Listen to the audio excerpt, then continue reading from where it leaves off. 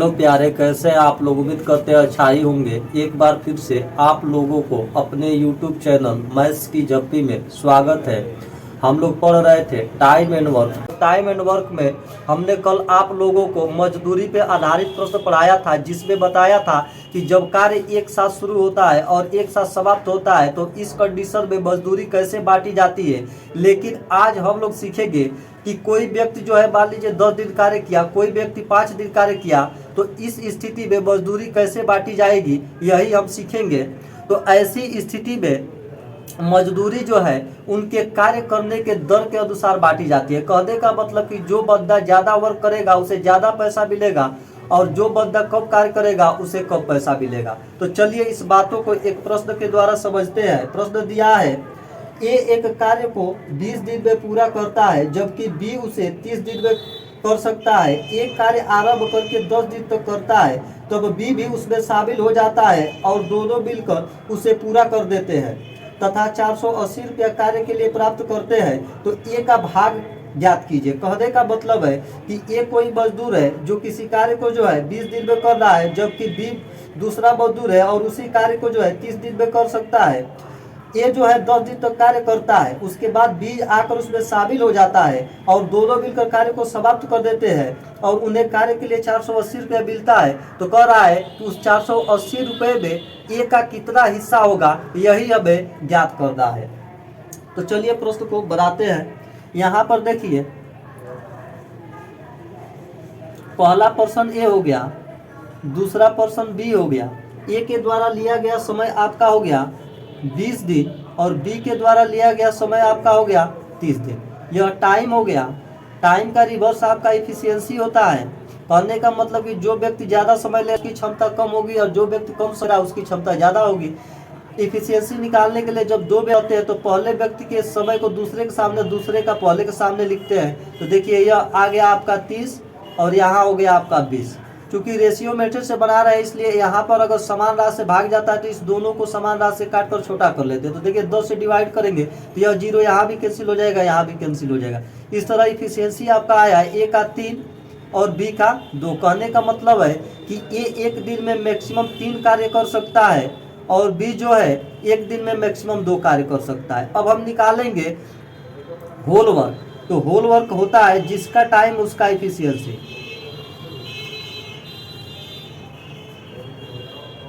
Time उसका efficiency अगर हम ए से निकालना है तो ए का टाइम तो ए का इफिशियंसी, अगर बी से निकालना है तो बी का टाइम तो बी का इफिशियंसी।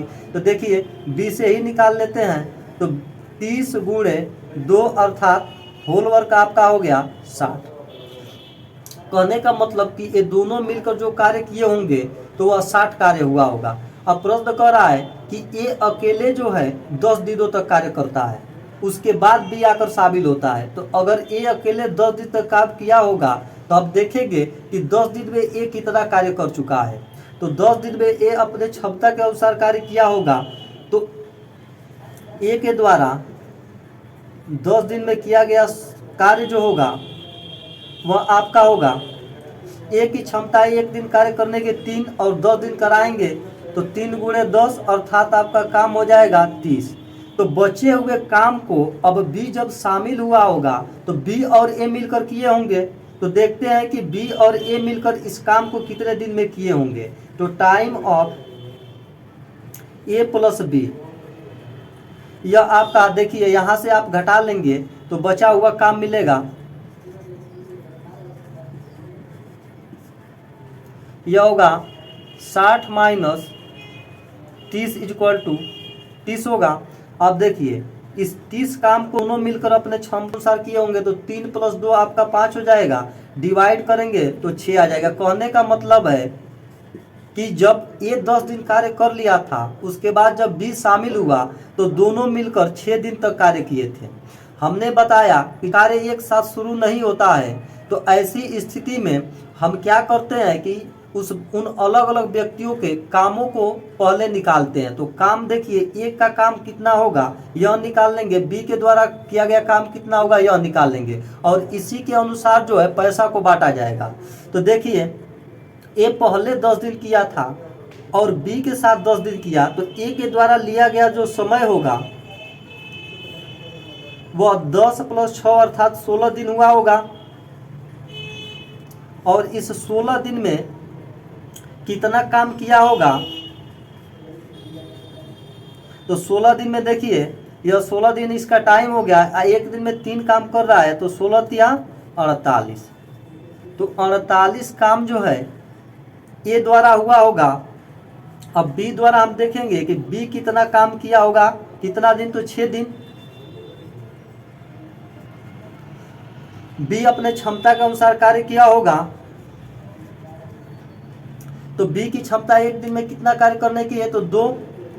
तो 6 दिन कार्य किया है, एक दिन में 2 कार्य, तो 6 दिन में कितना कार्य, तो 12 कार्य। यानी 12 काम जो है बी किया और 48 काम ए किया। अब इन्हीं के अनुसार जो है अब पैसा को बांटा जाएगा। तो अब यही काम जो होगा इनके मनी का रेशियो बनेगा। यह ए हो गया और यह बी हो गया। तो मनी का जो रेशियो बनेगा वह जिस अनुसार से काम किए होंगे उसी के अनुसार बनेगा। तो ए 48 काम किया है और बी 12 काम किया है। तो अब यह मनी का रेशियो हो गया 12 कम में 12 और 12 चौका 48, यानी कि 4:1 के अनुपात में इस पैसे को बांटा जाएगा। तो ए का हिस्सा मांग रहा है, तो ए का हिस्सा मांग रहा है। तो देखिए यहाँ पर टोटल पैसा कितना है, तो यहाँ पे रेशियो में 5 है, लेकिन रियल में आपका जो रुपया है वह 480 रुपया है। यानी रेशियो 5 का वैल्यू आपका है 480 रुपया। तो रेशियो 1 का अगर वैल्यू हम निकालना चाहते हैं तो यह होगा आपका 480/5। अब इसको अगर हम काट लेते हैं तो 5 9 45 और यहाँ बचेगा आपका 3 तो 5 6 30, यानी 96 रुपया हुआ 1 का वैल्यू। और जो है यहाँ पर देखिए बी कितना, बी का रेशियो में मान कितना है, तो 1 है। अर्थात जो है इस हिस्सा में ए का मान मांग रहा था, बी का मान होगा आपका 96 रुपया। तो ए का कितना होगा, तो ए का देखिए 4 है, तो इसका 4 गुना अगर कर देंगे तो ए का मजदूरी निकल जाएगा। तो 96 × 4 = देखिए 6 चौको 24 का 4 कैरी 2 और 9 चौको 36 36 37 38, यानी कि 384 रुपया।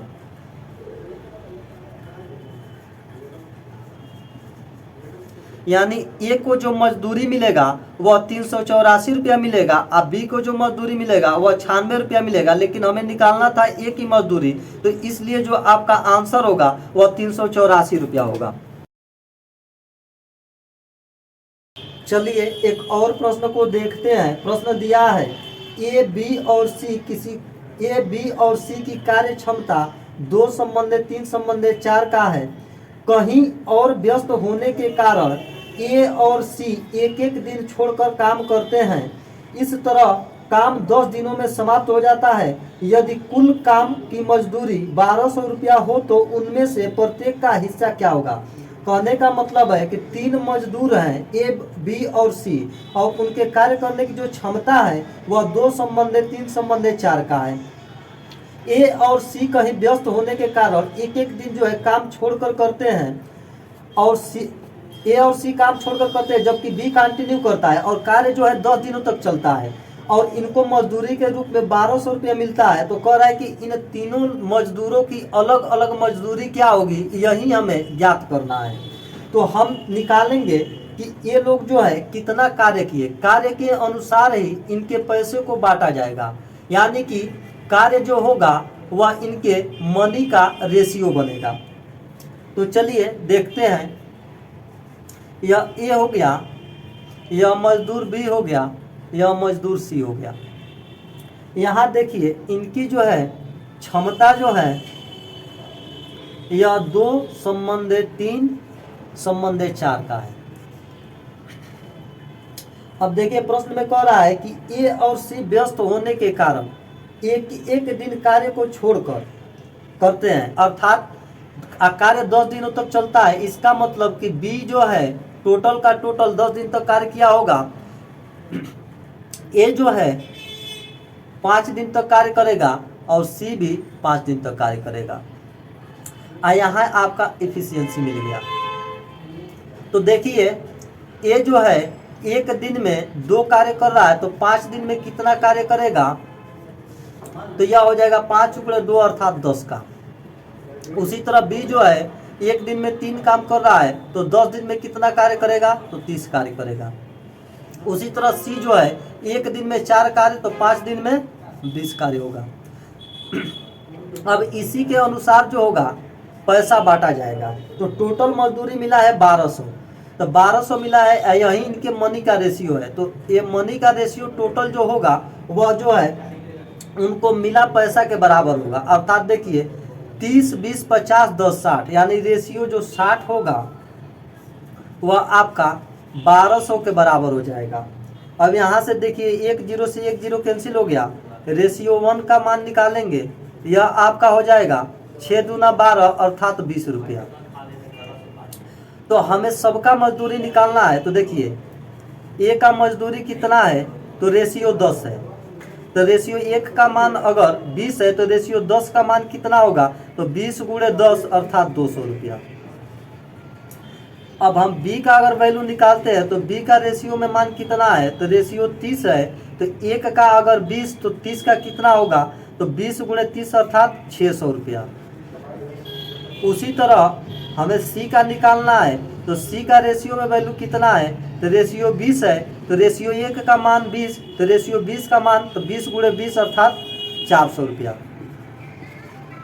और देख लीजिए इसको जोड़ने पर भी 1200 आ जाना चाहिए। तो 6 4 10 2 1200 यानी हमारा आंसर जो होगा यह सही है।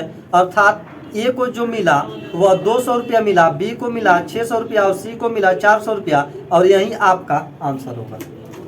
चलिए एक प्रश्न को देते हैं। प्रश्न क्या है, एक आदमी तथा एक लड़के ने मिलकर 5 दिन का किया जिसकी कुल मजदूरी 800 रुपया मिली। यदि आदमी एक ही समय में लड़के से तिगुना काम तो लड़के की दैनिक दूरी कितनी है। कहने का मतलब है कि कोई व्यक्ति है और एक लड़का है, दोनों मिलकर यदि दिन तक कार्य करते हैं तो उन्हें मजदूरी मिलता है 800 रुपया।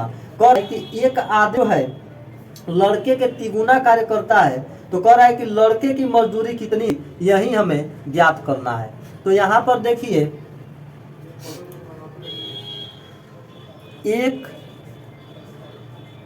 एक आदमी प्लस एक लड़का यानी 1 मैन प्लस 1 बॉय, यह कितना दिन तक कार्य करता है, तो 5 दिन तक कार्य करता है। मजदूरी कितना मिलता है इसे, 800 रुपया। तो एक दिन का अगर हम एक आदमी और एक लड़के का एक दिन का मजदूरी निकालें तो यह आपका हो जाएगा 5 से डिवाइड कर देंगे तो यह हो जाएगा 160 रुपया। अब जो है चूंकि एक आदमी जो है, एक आदमी एक ही समय में तिगुना कार्य करता है,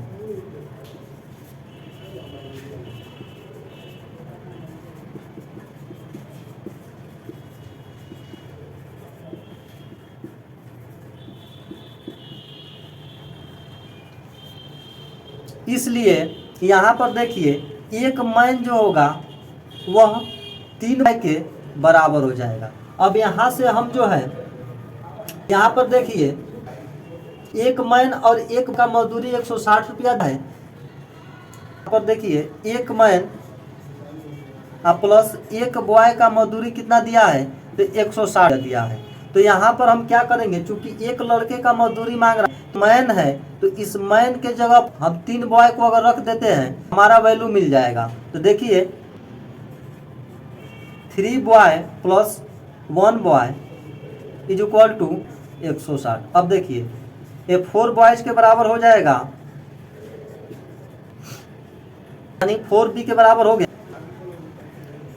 160 डिवाइड देते हैं तो b बराबर आपका आ जाएगा 4 चौको 100, अर्थात एक लड़के का जो मजदूरी आएगा वह 40 रुपया आएगा।